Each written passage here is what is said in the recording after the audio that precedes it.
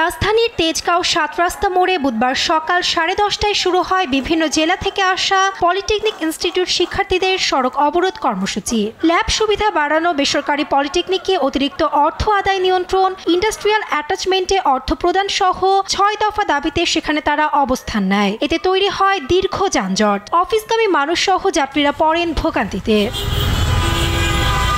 একই দাবিতে কুমিল্লা পলিটেকনিক ইনস্টিটিউটের শিক্ষার্থীরা বেলা 11টা থেকে কোটবাড়ি এলাকায় অবরোধ করে। এতে ঢাকা চট্টগ্রাম মহাসড়কের উভয় দিকের যান চলাচল বন্ধ হয়ে যায়।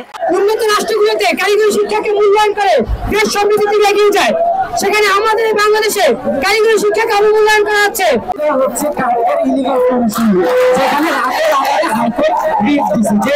আমাদের পক্ষে না, যে রিটটা আমাদের অধিকার পূর্ণ করে, যে রিটটা আমাদের অধিকার ছিনিয়ে নেয়।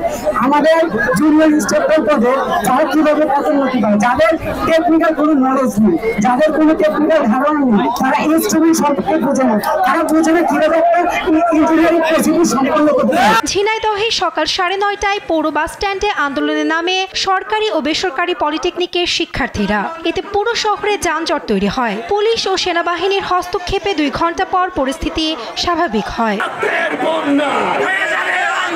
সিলেট ঢাকা মহাসড়কের চণ্ডীপুর এলাকায় সড়ক অবরোধ করে সিলেট পলিটেকনিক ইনস্টিটিউটের শিক্ষার্থীরা। ক্রাফট ইনস্ট্রাক্টরদের ভিতরে যারা এই মামলাটা করছে তাদের স্থায়ীভাবে চাকরিচ্যুত করতে হবে।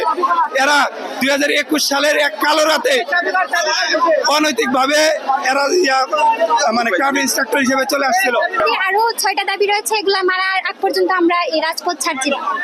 খুলনা পলিটেকনিকের শিক্ষার্থীরা খুলনা জংশনে রেলপথ অবরোধ করে। এতে 2 ঘন্টা বন্ধ থাকে রূপসা এক্সপ্রেস ট্রেন। পরে প্রশাসনের আশ্বাসে তারা অবরোধ তুলে নিলে ট্রেন চলাচল স্বাভাবিক হয়।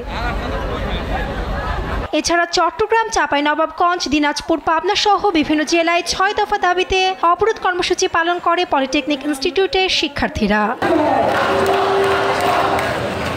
নিউজ ডেস্ক, দেশ টিভি।